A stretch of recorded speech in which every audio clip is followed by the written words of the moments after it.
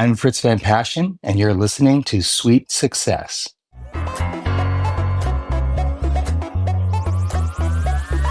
You've just checked in to Sweet Success. Join me, Katie Cline, for exclusive conversations with hotel executives, hospitality leaders, and industry innovators. Together, we'll uncover the strategies and techniques these masters of hospitality relentlessly refine. Whether you're already in the industry or just starting out, tune in every week to unlock the secret to your sweet success. Hello, everyone, and welcome back to another episode of Sweet Success. I'm your host, Katie Cline, and today I have the distinct honor of welcoming Frits van Paasschen to the show. Frits spent more than a decade as a Fortune 500 CEO, first at the Coors Brewing Company and then at Starwood Hotels and Resorts worldwide.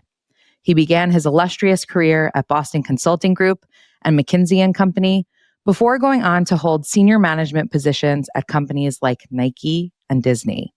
He's the author of the Amazon bestseller, The Disruptors Feast, an in-demand keynote speaker, an investor, a board member, and an advisor focused on helping organizations thrive in times of rapid change. Frits, thank you so much for being here today. Thank you for inviting me. It's a real pleasure to be here. Well, I have to say, it is such a privilege for me to get to speak to you because you were the CEO of Starwood Hotels and Resorts when I joined the company. And still to this day, it is one of the best companies I've ever worked for. How did you infuse that sense of creativity, innovation, and just overall possibility into a fairly large and very global corporation? It's a great question. I think the first thing that we had to do, or that I had to do when I arrived, was build a sense of trust. So, the way I describe it is our marketing and brand teams were off doing great creative around brands. Our sales teams were trying to hit their targets. IT was doing some horrific enterprise implementation that was taking twice as long as it should and was not going to deliver anywhere near the functionality that everybody was dreaming about. And everybody in the field was just hoping nobody from corporate would show up. So the first thing was just to pull people together, which entailed me going out to the field, but also bringing our leaders together in a room and really talking about what it would take for us to be a more collaborative organization. And just building the rapport, I think, was part of it. The second piece is kind of relentless communication. So, it's sort of back to the adage, if you just tell people enough times that we are a certain way, people will start to believe it.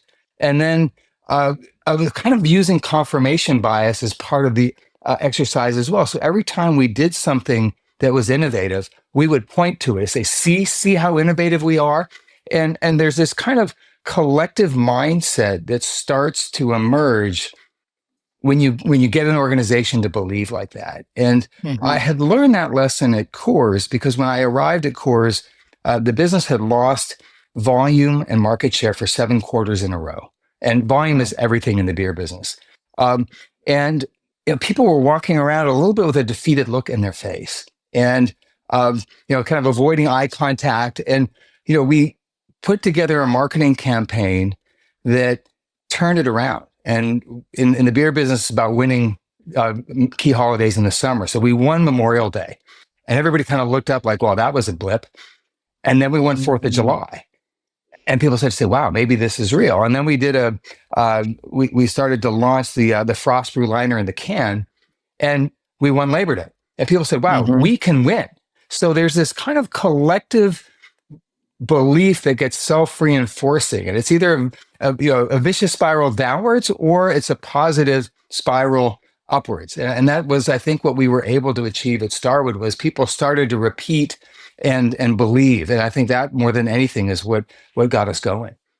It's so interesting. I saw that firsthand being on the PR team, and I knew in a way that that's what we were doing with the media. And after the acquisition by Marriott, when I was working for Tina Edmondson, we were in a taxi for ITB, and she said to me, Starwood was always known for innovation, innovation, innovation. And every time I'd read something in the media, they would say it again. And how did you guys get them to do that? And I said exactly what you said. If you say it enough and you point to enough proof points enough, they start parroting it back. But what's fascinating about what you're saying is that works as importantly internally as it does externally too. Absolutely. Yes. And I think that the other thing was we encouraged it in different ways too. So, for example, we started to develop some sustainability goals, and we had a contest among the different hotels for the best water and energy savings ideas. And so we encouraged people really to bubble ideas up from the front line. And the make a green choice was actually one of the examples we always pointed to, because it wasn't an innovation that came from the head office. It was an idea that came from the field. And one of the things I tried to focus on is this idea of we're not centralized or decentralized. We're trying to create an organization where there's a triumph of the best ideas wherever they come from. Right. Yeah. And that also trickled into what you touched on there, as well as what you said earlier about how people were kind of hoping no one from corporate would show up. By the time I joined the organization, I really felt that when we would do visits into hotels, we were there to serve the hotel. We were there to not be an inconvenience. We were there to help with whatever it was we were there for. Versus other organizations, I see it a bit more like there's a bit of like bowing down to corporate when they come to visit your hotel and the red carpet being rolled out, when actually the reason we're all in business and the reason we all have jobs is because those hotels are doing what they're doing so well. Exactly. And my question to GMs and field operators was always, what else can we be doing for you? What do you need? What's preventing you from being even more successful than you are? And I got some great feedback from that. And I think in some ways, some of our colleagues at the head office were always a little nervous when I would go out in the field because they didn't know what I would come back with. Right. That's kind of fun. What's fascinating to me too is that you hadn't always been in the travel industry, because if I look at your background, you were born in the Netherlands to parents who grew up in Indonesia. You were then raised in the US. You are a dual citizen. You speak 5 languages. You've visited more than 120 countries. I've visited more than 50. I thought that was good until I read that about you. And wow, that's a lot of countries. And in your free time, which I imagine is quite limited, you enjoy collecting antique maps. I mean, that is a perfect caricature of someone who is meant for the travel industry, but it took most of your career up until, you joined Starwood to find this world. So was that love at first sight with the industry when you joined? Yeah, it's really interesting. I remember very distinctly opening the Wall Street Journal, or actually it was on the front page of the Wall Street Journal, unfolding it on the counter in my kitchen in Denver. Or I was the CEO of Coors. We were negotiating a merger with Miller, SAB Miller, and that was going to entail a move to Chicago. And you never know in the puts and takes exactly what was going on. So that was, I won't say stressful, but it definitely had me sort of wondering what else might happen. And I remember unfolding the Wall Street Journal and seeing that the CEO of Starwood was leaving, and tapping my finger on that little summary, the bullet on the journal, and saying to my wife, I would love to do that job. And the reason for that is, and what I saw from afar with hospitality and hotels is, and particularly Starwood, was it's global business, as you pointed out, which I have incurable wanderlust. The second is that there's this really interesting creative aspect to the hospitality business. We've got design and architecture and cuisine it's really a creative endeavor. And then you've got the technology side. And then interestingly as well, there's the whole real estate investment piece and the need to think today, like how many rooms are we selling tonight? And is this a good location for a hotel 5, 10, 20 years down the road? And so it just felt like a business that was going to touch every part of my brain. And that was really, really exciting. What I came to discover also was just fabulous people that have found their way to hospitality, many of whom were much smarter than I am because they didn't have to wait till they were 46 years old to have that epiphany. Ready to future-proof your business? The Future Laboratories consumer foresight and trends intelligence platform, LSN Global, just got smarter. Introducing Ember, a new generative AI tool. Ember transforms LSN Global into your personal foresight research team. Faster, smarter, and more powerful than ever before. LSN Global connects you with the trends, data, and insights shaping tomorrow's business landscape. And now, with AI-enhanced research, it's your trusted intelligence partner. Head to lsnglobal.com/membership to book a demo or become a member today and try the beta version of Ember. Research has never been this seamless. Well, that's something you talk about in your book, The Disruptors Feast, about how when you did join Starwood, which I love that premonition, all coming together on the counter in Denver over breakfast, that the associates were largely motivated by their own passion for hospitality, their own desire to see their hotels exceed. And that took away something that you thought was going to be your job, which was kind of motivating people and getting them inspired about the company and the business ahead. Was that different from the other industries you had worked in? I guess the answer to that is yes and no. So what I think is different is there is just a strain of humanity that are what Danny Meyer calls hospitalitarians, just people who love to make sure that whoever is their guest in any way are enjoying themselves. And they're really sort of so empathic that they're getting joy out of seeing their guests be happy. And I think that particular strain of humanity is unique. And so I think that part is different. What I'm sure is the same, and what I've seen in across other businesses is there are people who are very passionate about what they do. It's just in a different way. So, at Nike, we had these incredible shoe designers. We had people who wanted to make sure that athletes could perform as well as they could. And they really believed in this mission of bringing inspiration and innovation to athletes around the world. So it was a different focus, but equally passionate, I would say. I was just so taken by the way people loved their hotels. They gelled as a team. And I think, one of the wonderful things about the hotel business is it is at once a global business, such as Starwood was, but also a local business. A hotel by itself is the full complement, really, of everything that happens in a business. And yet the manager can walk around and see everything that's going on. And, that whole notion of management by walking around, I think, is always, a powerful thing. You run into those unknown unknowns when you do that. And in effect, globally, I was trying to do the same thing. I think I visited almost 700 of our hotels in the 7.5 or 8 years that I was at Starwood. So when you were visiting the 700 hotels during your tenure, if you started to notice that inspiring or motivating the associates was less of a focus than you had originally thought, what actually became your main focus areas?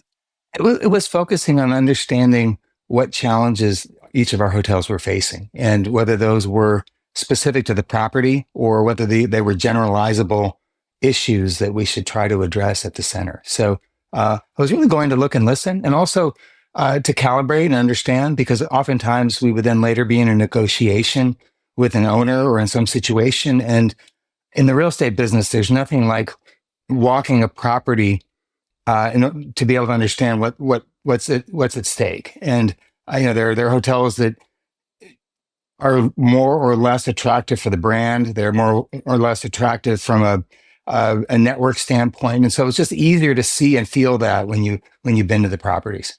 One of my favorite quotes from your book is, "My job was like having courtside seats to the global economy." I mean, you're such a great storyteller, and that really paints a picture of what you were saying earlier, that this is an industry where you're seeing everything and all facets of real estate, branding, design, all coming together under one roof. Yeah, that's exactly right. I mean, the interesting thing about the hotel business is it's a microcosm of life. I mean, everything you do in life, you can and may have done in a hotel. And so it encompasses everything. But in addition to that, being in a global hotel business, because, and most people know this, the hotels that we operated were owned by someone else, and usually local real estate developers or owners or investors. And so they had an insight into their market that I always thought was quite interesting. And, Yeah. in some markets you would come in and the owners we were talking to would have all kinds of ideas and optimism about their own market and what to do next. And Mm-hmm. you go to other markets and the owners would be saying, do you have any great hotels I can buy somewhere else?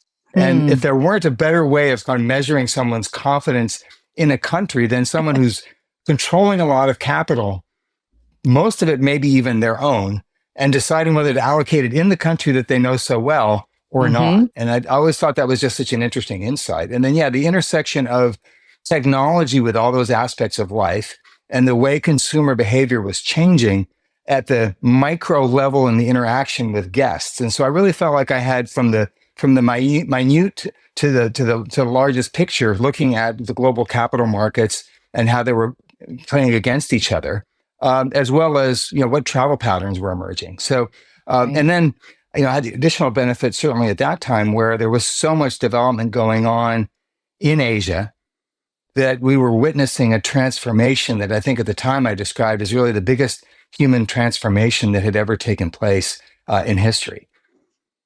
And something, speaking of, well, first of all, microcosm of life. I used to say that about doing crisis communications at Starwood and then at Marriott.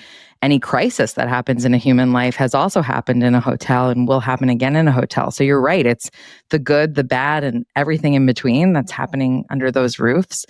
And what you're talking about in terms of insights into the market, something I had never seen done before working at Starwood was how every other year you would do the SLT relocation and actually pick up the senior leadership team for a month and move to a different country, an emerging market that was really a focus for the company, and actually get under the skin of it and really start to understand it. What were those experiences like for you? Yeah, so the genesis of that idea was a conversation I had with my wife, and I had been the president of Nike EMEA for 4.5 years, and people would come over from headquarters, and I would run them ragged for a week, trying to show them everything, trying to do Europe for them in a week, which is of course impossible. And I think I just left them exhausted on their way home. And it just occurred to me that even though I was working really hard to try to get in touch with the field, it wasn't the same as being somewhere you could buy groceries. And I remember saying to my wife, I just wish we could move to Shanghai for a year. There's so much I would learn and that we would learn as an organization. And she said, well, that's not practical. What about a month? And I kind of went, wonder why no one had done that before. And I kind of brought it back to the office and the next Monday. And there were kind of mixed feelings about it because it is a long way to go and a long time to be away from home. So it was not a trivial thing. And it also wasn't cheap. But back to what we were talking about earlier, Katie, it was really this idea that we were going there not to oversee what our teams were doing, but to understand better their reality and what they might need from us. And there were just really some really fun, insightful things that came out of that. But one of the ways I thought about it too was, we decided to do a conference call at 11 a.m. on July 5th in China, which was 11 p.m. on July 4th in the United States. But we weren't thinking about American Independence Day sitting in Shanghai. And how many times has headquarters scheduled a meeting on whatever bank holiday or whatever in another country without being aware of it? The other was a conversation I had with our head of China at the time, Tianjin. He said, the intersection of East and West as we do this can be win-win. So, for example, when we cut a fish in China, the part we want that we think is the best is the cheek, and the Westerners want the fillet. So we can both get the best of what we want from the fish if we just talk about it first. And I thought that was such a great metaphor for this idea that there are things that we do that accommodate other cultures, and there are things that we need to do to maintain the integrity of what our brands stand for. Mm-hmm. It's amazing. In your book, The Disruptors Feast, you talk about how virtually everything about the way people live and work is changing and changing faster than it ever has before. And this is something you call the Great Acceleration. What does that really mean? So my interpretation is that digital technology is a fundamentally different kind of technological change than we've seen before. And the reason I say that is the ability to store, manipulate, and use information affects every kind of human activity and business endeavor. So that's one aspect that's different about now. Why would that accelerate things? Well, it also creates networks. And the combination of those things means that, you've probably seen those graphs of how long it took for 50 million people to get the radio versus, to download the latest app kind of thing. Yeah. It's just created an ability to move things faster. And, underlying all of this is, Moore's law, which is this idea that computing power doubles in its capacity every couple of years.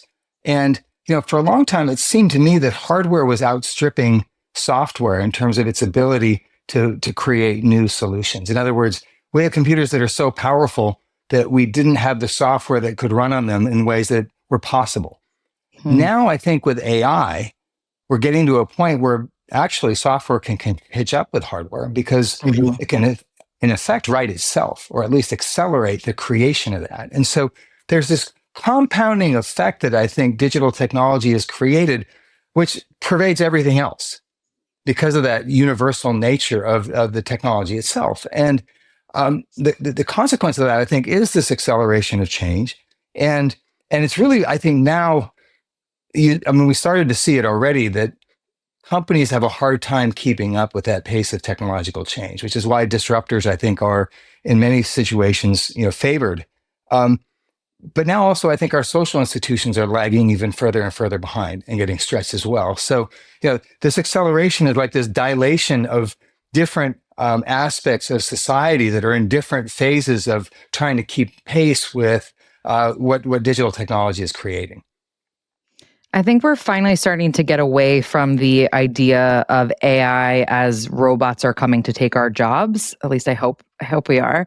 When you think about the hospitality industry specifically, what do you think are the opportunities for AI in the space?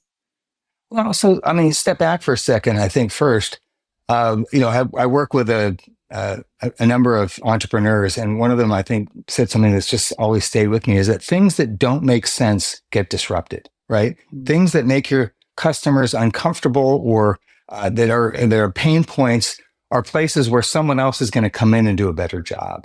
And as wonderful as the humanity is in the hospitality industry, right? The 10% of the world, or the 10% of employment that's in the industry, as wonderful as that slice of people are, I think we still have so many ways in which travel is a pain point, right?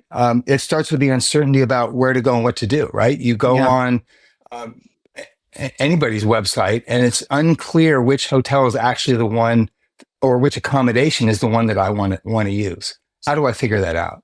Then you get to the airport and you have to wait in line to check in or get your bag. There's a whole inconvenience there, right? You're sort of standing there rolling your eyes. And then you're, seat 2D or room 101. You're not a human being yet. You're not personalized. So it's anonymous, it's inconvenient, it's uncertain. And so I think that AI has the potential to start to address some of those issues. And I say potential for a couple of reasons. One, to your point about robots and taking our jobs, I think any new technology is at once a tool and a weapon. And I think that both of those are certainly true in the case of AI. But the second is that, this is an industry that doesn't move very quickly. And that's not a criticism of the industry. It's a fact of it's a result of the fact that we have a lot of assets, right? There's a huge amount of real estate, so capital needs to be invested. Millions of people need to be continually updated in new and better ways to do what they do and to use technology. And then certainly, especially in the US, you have this dynamic of brand owner, hotel manager, real estate owner, and who's going to pay for what. And they're all kind of standing with arms akimbo, waiting for the other one to fork out a nickel. And so and by the way, that's if you're big. If you're small, you don't have the scale to invest in the platform. Right. So, look, you should be able to land at the airport, have the hotel that you're going to stay at reach out to you and say, Katie, guess what? You're in room 306. I know you love Diet Coke, and you want to have a room close to the ground because whatever. It's all taken care of. It's on your phone, and let us know if you want us to make that reservation at the Italian restaurant like you did last time.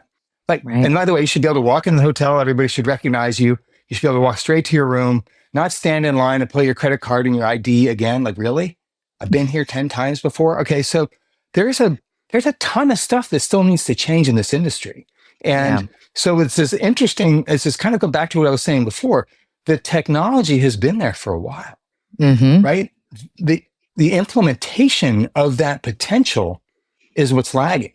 And so AI may accelerate some of the implementation, but it's also going to continue to increase capacity in other industries that are more agile and faster, and further increase people's expectations for what the hospitality industry needs to be able to deliver. Yeah, it's interesting what you're saying about the technology has been there, because when Starwood launched keyless entry into rooms, I mean, that's probably 10 years ago now, and still that's not standard in every single hotel. And it's so interesting what you said about all the different players and who's paying for it and the capital expenditure, and that being the lag and not actually the fact that the technology exists and has existed for some time. I would have shorted hotel keys, in 2013, 2014, when we opened keyless entry at the Harlem Loft in New York, right? I mean, and here we are 11, 12 years later. And as you say, we're still carrying around a hotel key every time I go somewhere. Yeah. Not to mention, you touched on airports. I mean, so I live in New York City now. I just flew out of JFK recently, and that was by far just a horrendous hospitality experience all around. Maybe partially because I had been living in London for 6 years prior. So Heathrow is just so much nicer in so many ways than JFK. But you're right. Like, why isn't it better yet? When especially there's so many touch points where I'm literally telling JFK who I am, and they should have all of this information on me to make it that much better. And I heard an interview that you did fairly recently where you were talking about how you, once CEO of Starwood Hotels and Resorts, have since gone to Starwood Hotels, where again, like you said, you're standing in line to give your credit card and tell them who you are when, however many years ago, they knew you were coming. Yeah. Years after, right. And I think that, so back to your question about AI and technology, I think there's an opportunity here. But there's a great adage that I come back to when I look at this sort of stuff. Things take longer to happen than you think they will, and then they happen faster than you thought they would. So, we're going to go through this phase where everybody thinks AI is going to solve everything. And then we're probably going to be really frustrated that nothing's changed, or that the first thing that people notice with AI is that their cybercrime problems are greater. And then we're going to wake up one day and realize, wow, this has really changed things again. Like life before the iPhone and after the iPhone kind of thing. Right. What was the process of writing the book like for you? It's interesting. If a friend of mine would ask me for advice about writing a book, what I would say is pick a key theme, consider a specific audience, and then create an outline that delivers the argument that you want to deliver, and then start writing. I didn't do that. I really started to write because I had so many thoughts going on in my mind after having had this fantastic experience as the CEO of Starwood for almost 8 years, that I just wanted to kind of I wanted to sort my thoughts out. And, I probably wrote 30 or 40,000 words just as like a madman. And, my wife, again, who's much wiser than I am, said, you're writing a book, aren't you? And I thought, oh, well, that's it. I guess I am.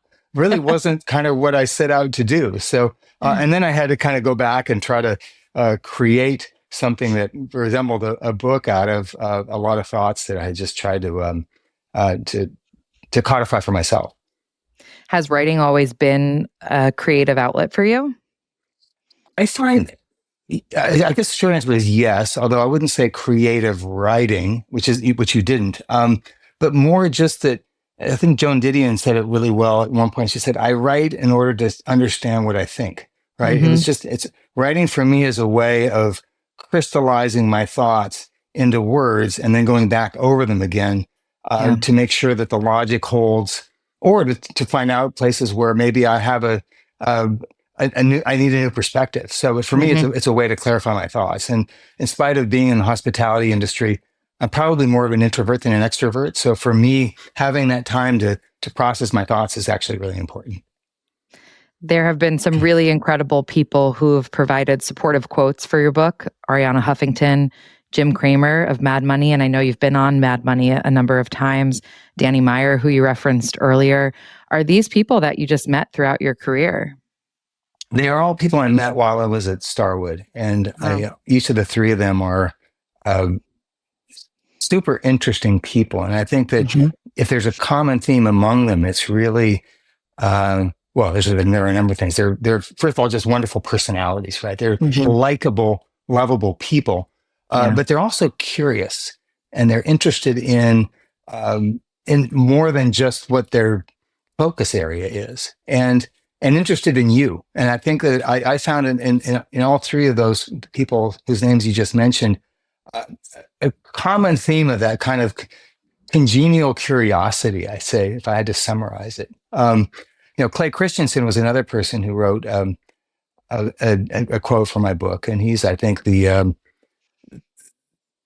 expert on innovation and change. And I was quite flattered to have him do that because I think his insights are so important to thinking about disruption. And I had the pleasure of working with him very early in my career, just by coincidence. He was a young manager at BCG, and I was an even younger new associate. And I was just so taken by the depth of his thought then that I was not at all surprised to see him become sort of the marquee professor that he became. So anyway. Wonderful. Before you started working, you got your MBA at Harvard Business School. I imagine that experience was really pivotal to you because that's where you met your wife, right? That would be the main thing that came out of business school for me, was meeting my wife.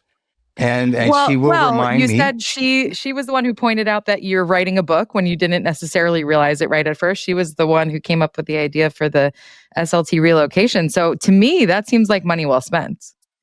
Absolutely. And she will remind me that her performance in business school was much better than mine. So, but I think that, whether you get an MBA or not, what it helped me do was see different businesses and understand, commonalities across industries and how to ask the right questions. And I came from a family that was not business oriented. And even though I'd spent a couple of years at BCG, I felt like I had a very almost ivory tower view of what went on, because as a consultant, you're analyzing, large organizations, but really you're quantifying things. And so it was more of a financial modeling exercise sometimes than a real deep understanding of the way business and organizations worked. And while I found it frustrating at times, business school was a great way to sort of create artificial experience that helped me later on. When people look at CEOs, I think sometimes that feels so far away in people's career paths that, at least for myself, sometimes you're like, how do you even get there? Like other roles you can understand a bit more, but for CEOs, it's a bit more of an anomaly sometimes. Do you think it is having an MBA that helped you to understand it? Do you think it's maybe the consulting background? Or what is it that makes people suited to be a CEO at some point in their career? Well, I would start actually by sort of, and you didn't imply this, but just to be clear, I don't think anybody should embark on a business career with the goal of being a CEO. I certainly didn't. And I think it's more important to think about, am I working with people on problems that I find interesting? Am I learning and growing? Do I share values with other people in the room or on the Zoom? Is there purpose here, right? And am I living somewhere? I mean, there's sort of basic kind of questions about a job that I think are more important than thinking too hard about how to get to become a CEO. I think that in my case, that was in fact what I did. I focused mostly on trying to add skills. So, and to be able to point to being able to do something, having done a job that I couldn't do before. So, I did 8 years of consulting. I think at that point, I was pretty unassailably someone who could understand how to analyze a business. But as I said, that's not the same thing as leading, right? And so the next job I took was at Disney, where I learned the operating finance of a company, how a company works on the inside, how to navigate the politics of a very political company. And by the way, what it's like to work at a global branded company, right? Which I didn't know before. And that helped me get the job at Nike, which was to be the head of strategic planning. So I was leveraging my McKinsey experience and the Disney brand into a big job there. And I had the good fortune of reporting to someone who was willing to give me a chance to run an organization. And that ended up ultimately being Europe, Middle East, and Africa. And then once you start to run a business of scale, I think that puts you in the pool. And the other thing I would say is I was the dark horse in the Starwood search. So there were three candidates, two others, and they described me as the dark horse candidate. But one of the things they did is they asked me to write a 100-day plan, and I really wanted this job. And I took a week of vacation from my Coors job and spent probably as many hours as I've spent in any week in my career working on the best plan, the most well-articulated plan I absolutely could.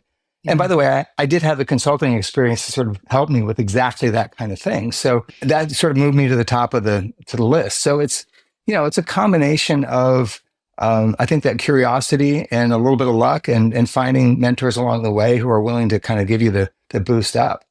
And currently you're an advisor, you're a board member, and you're a non-executive director for a variety of businesses, Citizen M Hotels, Williams-Sonoma, Sonder, J. Crew, Amadeus, just to name a few.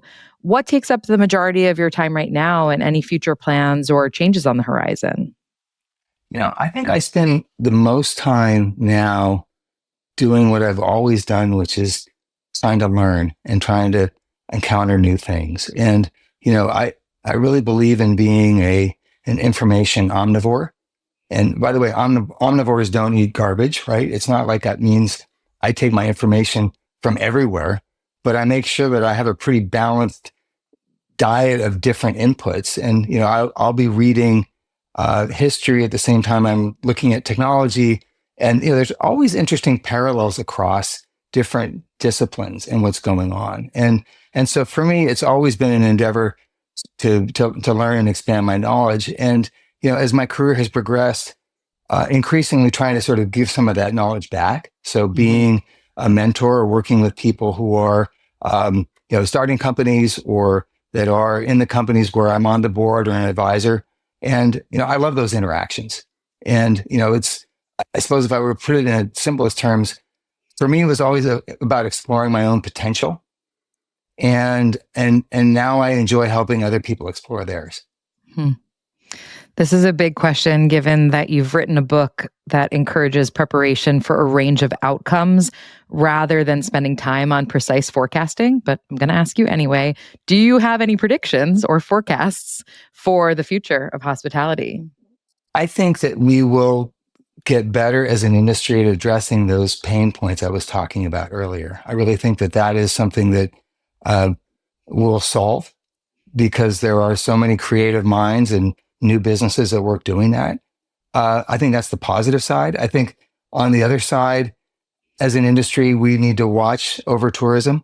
It's quite interesting. I do believe that destinations are a depletable resource, and that part of the reason you want to go to places is to see them as they are.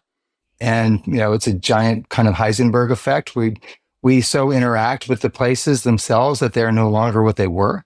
And, I think as an industry, we need to be careful not to, and I say this as a Disney alum, not to Disneyfy these, wonderful, unique places around the world that we have. And so I think that the hospitality industry, at least from a leisure standpoint, will be always looking for new, authentic places. And that we need to somehow regulate or manage the number of people going through to make sure that we don't undermine the sort of the authenticity of those places. Sustainability, I know, is something that you are truly passionate about, and I think is a great segue from what you were just talking about. What does that mean to you, and how do you think we can all think and act more sustainably?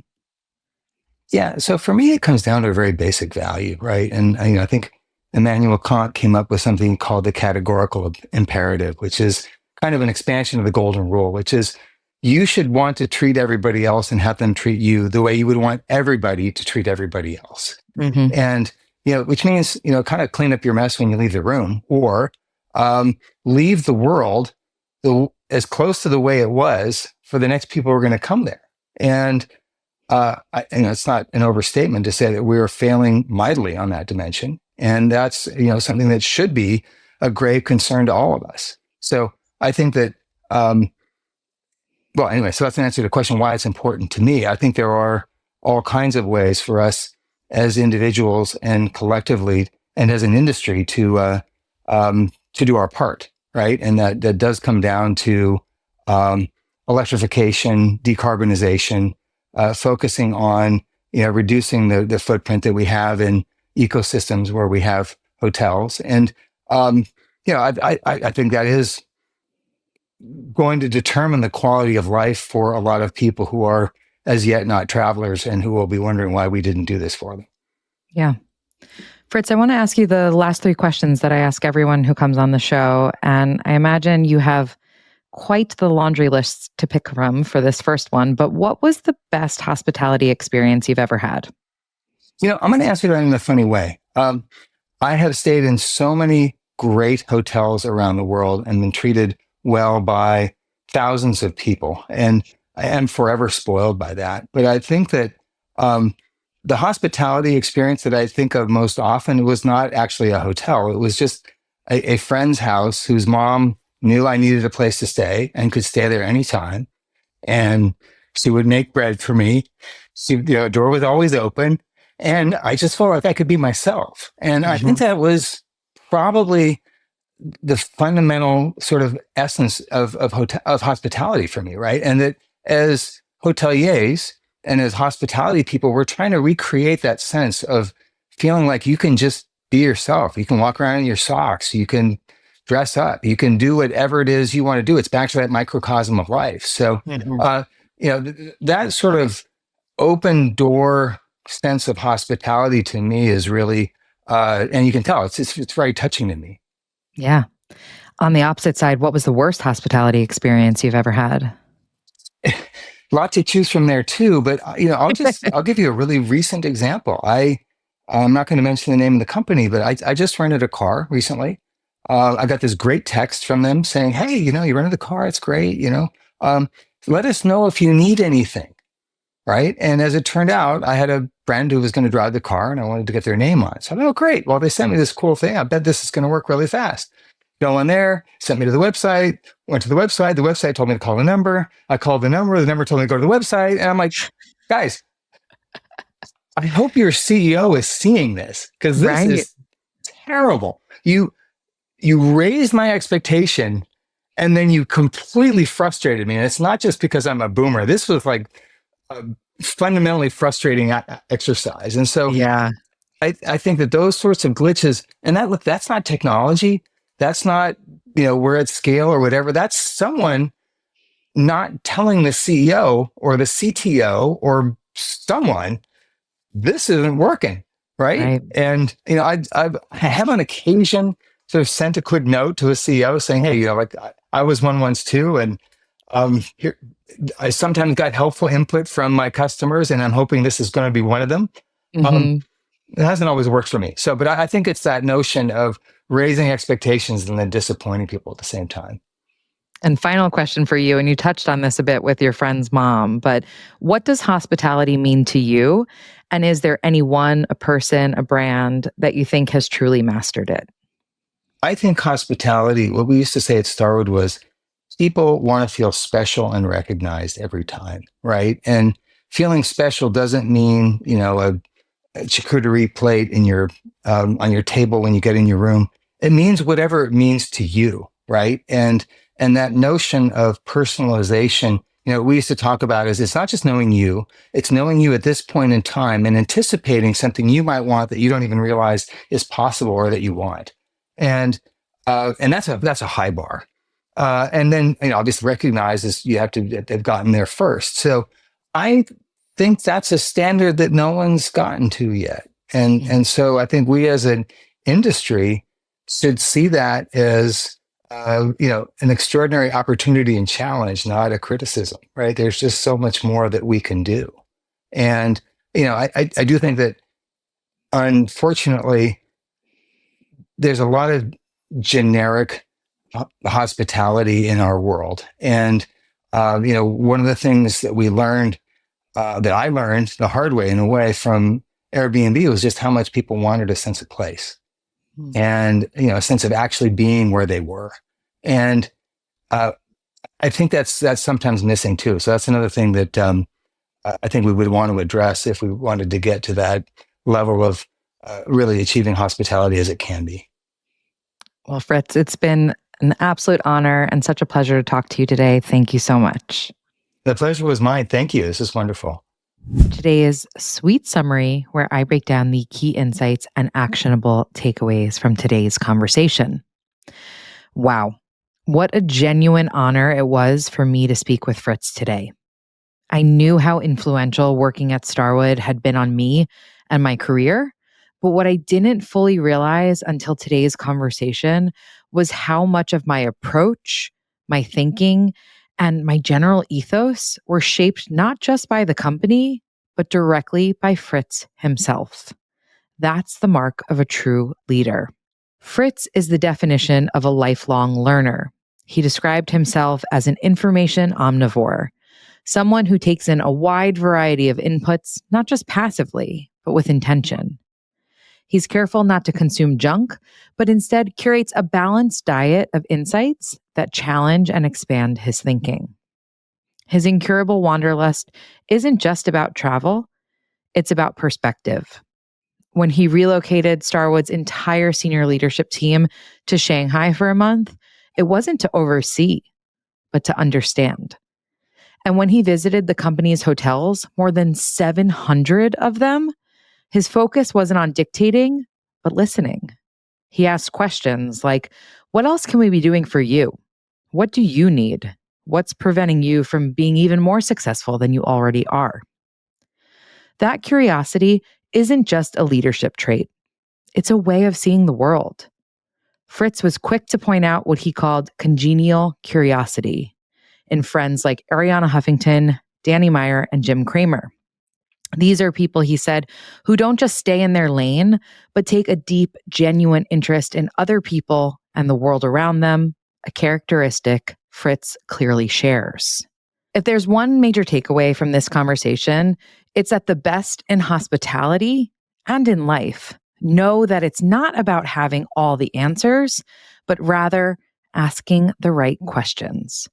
No matter where in the world he is, Frits focuses on exploring and evolving while elevating those around him. He shared that while he spent his career uncovering his own potential, what he enjoys most now is helping others realize theirs. From our conversation, it's clear that this is something he does instinctively, whether he's in a boardroom, a hotel lobby, or even on a Zoom call with a former Starwood alum. And that concludes another episode of Sweet Success. If you enjoyed today's conversation, please subscribe, rate, and review the show. We all know how important those 5-star reviews are. I also want to say a massive thank you to each and every one of you for tuning in. It means the absolute world to me. And I'd love to hear from you. If you have ideas for future guests, new topics to cover, or even just want to say hi, don't be shy. Message me through our website, sweetsuccesspodcast.com, or on social media @sweetsuccesspodcast. That's sweet like hotel suite. Once again, I'm your host, Katie Cline, and I'm super excited to see you all next week.